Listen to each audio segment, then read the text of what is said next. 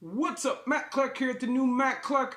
A video about a legend, somebody I did time with back in the day in T.y.a.c, and a story about somebody who got cooked. Stay tuned for a great video, the new Matt Clark.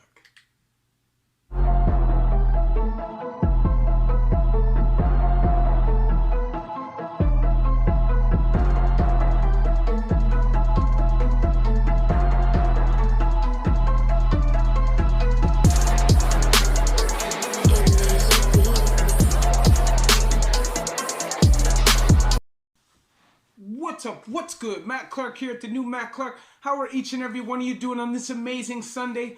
I'm doing great. My girl's doing great. My family's doing great. And I hope each and every one of you are doing great through these tough times. I want to say thank you to each one of my 1,798 subscribers. You guys keep me motivated. You guys hold me accountable. And you guys right now are keeping me inspired. If you could please hit that like button.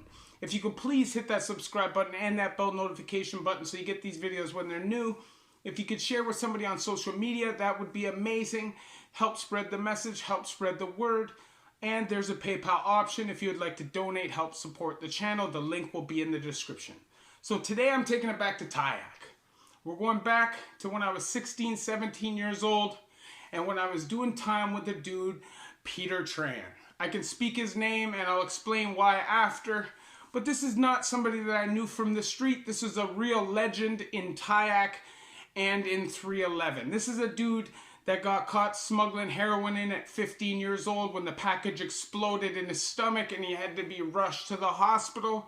This is a dude that took somebody's metal brace out of their leg brace to turn it into a machete. This dude was about that life. This dude was always about that action, and he paid for it later on down the road. But first, I'm going to tell you a story about the Toronto Youth Assessment Center. When we were on 7C lockup range, it was a time at the end of the T.y.a.c time when, you know, like the last bit of my generation. And 7C had become a seg range because there was so much politics. There was so much violence and fighting. They needed a whole range to lock people down. And there was basically like a level system. And you could earn your way off of that range if you stayed out of trouble for a few months. And you would start out being locked down all day long. And as you were there for time, you would slowly get out of your cell a little bit, and a little bit. Well, at this time, we were on the range. And we had partial movement. It was me, my boy G, or Spade at the time, Peter, this dude Mike Devlin, and Peter Tran. Peter Tran was a G, and at this day he was agitated and did not feel like having a cellie.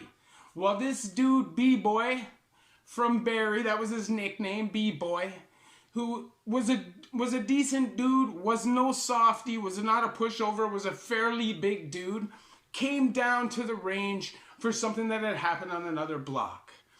Peter wasn't having it because this guy was put in his cell, and Peter was very picky if he had a cellie at all, and if he didn't, he would definitely have dealt with it. Well, he didn't feel like having B-Boy in his cell that night. And B-Boy kept coming to me saying, bro, what am I going to do? I said, I don't know what you're going to do, bro. This is a situation that you're in. He's my boy. I wouldn't be in that situation, so I don't really know how to speak on it. You're going to have to figure that out yourself. And he said, like, I ain't no punk. What am I, you know, like, I got to go in there. Well, then you feel like that, and you got to go in there. So anyways, they call cell lockup, and everybody goes into their cell. This guy goes walking down into the cell. And at nighttime, guess what? Copper does his first walk. You hear the mayhem. A couple other guards end up coming down. And they walk B-Boy out. And B-Boy's whole face is lit up with stab wounds. He's dripping blood. And he's a G. Like, I'll give him credit. He wasn't making any noise. He wasn't flipping out. He wasn't screaming.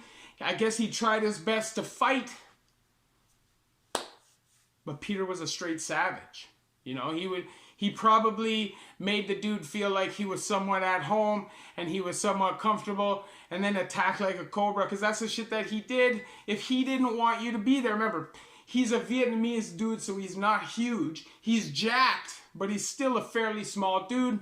So if he felt like he had to get the drop on you, he would get the drop on you. You had to be prepared if you were in his crosshairs, and that was just the reality. T.y.a.c as a whole was on that straight greaseball gangster tip. Didn't matter if you were the skinny little white dude from the suburbs or if you were the straight, jacked, yoked 17-year-old who looked like a straight adult from Jane and Finch. It didn't matter. Everybody had to act like a goon. Everybody had to act like a predator, or you would become prey.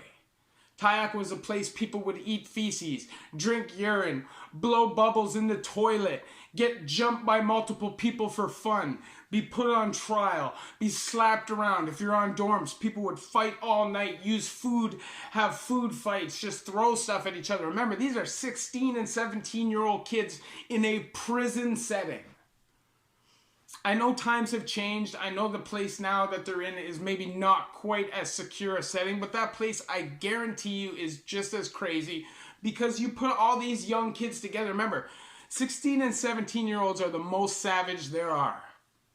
They're the most savage. At that age, you have no conscience. You're still building into a man. You're still learning what's right from wrong, although you know the basics, what's right from wrong. But you're at that age, you're really influential. And at that age, you can really be distracted by the money and the life. So obviously you're going to be influential and you're going to want to ride for yours. You're going to want to build your reputation because everybody's going to look at you like you're a kid if you don't. That's what made T.y.a.c so savage.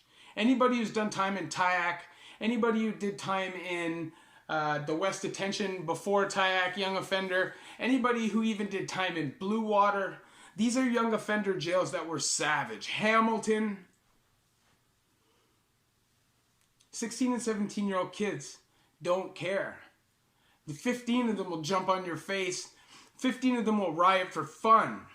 Not because they feel slighted by the feds, not because they feel like they have a cause to ride for, but just because they're bored. That's what 16 and 17-year-olds do. That's why you cannot put 16 and 17-year-old boys in a prison setting. T.y.a.c was 15 bars. The range was probably 10 feet wide, a few tables, a few phones, a few TVs, and a ping pong table at the back, and you're locked down 70% of the day. There's constantly codes being called. There's staff putting their hands on young offenders. It was a crazy ride for a young kid. And if you survived that place, guarantee you, it was like criminal school of hard knocks, and it turns you into somebody who would survive in almost any situation. And I guarantee you, if you ask anybody who did time there, they would tell you the same thing. It doesn't matter if you're tough, it doesn't matter what it is. You're smart, at the very least, if you came out of there scar-free. I did 2.5 years in that place, and it was one of the places that I enjoyed doing time the most because at that time, I loved that kind of drama. I loved being in the mix like that. That was, when you're 16 and 17-year-old, you're building yourself as a con, and you take pride in that.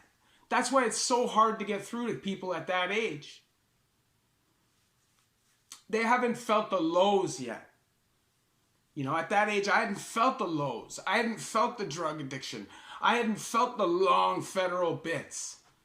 I hadn't felt my friends turning their backs on me because they had kids and real careers. I hadn't felt my family turning their back on me because they felt like there was not much hope. Obviously, they never totally turned their back on me, but at times it felt that way. The world is a crazy place to a 16 or a 17-year-old, and if they're not handled right, or they don't want to be coached that way, then sometimes it's pretty difficult to get through to them. And they have to learn the hard way, and I definitely learned the hard way. I got plenty of young offender stories, boot camp, Sprucedale, different places that I did time at that age of my life. But T.y.a.c 100% was the craziest of them all. I just think that if we're really going to try to curb this prison issue and have real prison reform, I think the first step is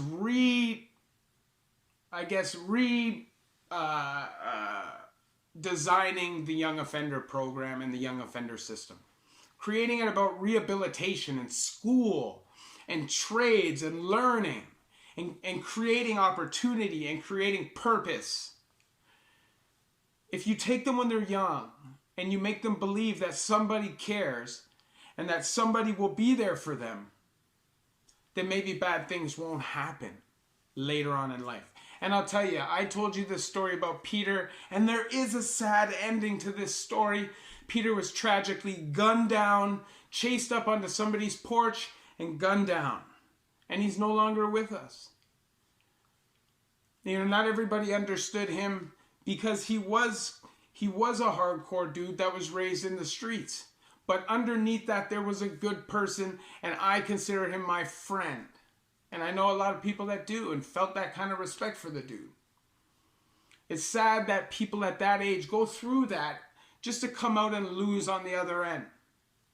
The reality is we need to care more about these people. We need to care more about the kids and the adults that are trapped in the system and just want a reason to get out of it, or just want somebody there to help them. It's not easy to do these things on your own, especially when you feel like everybody's looking down on you. The world is a rough place as it is, with support. A lot of us don't understand, and I do because I'm an addict and a criminal, ex-criminal. But a lot of people out here in society don't understand what it's like to have everybody literally look down on you like you're some kind of piece of shit. And try to find reason to change in that environment. We have to create a support system and love for everybody, unless they've done some unspeakable things. And there are some things that fall into that category, but everybody else I feel like has a chance.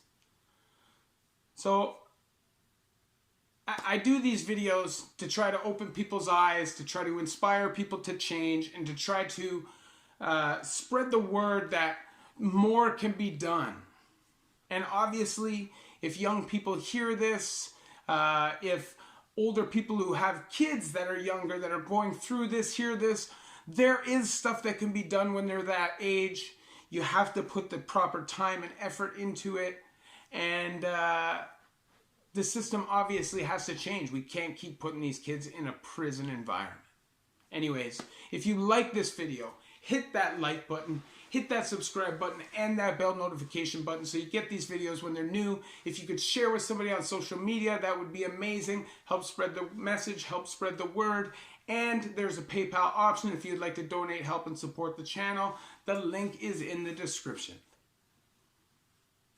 Listen to this video if you have anybody around you that you know is in this kind of situation, and just reach out.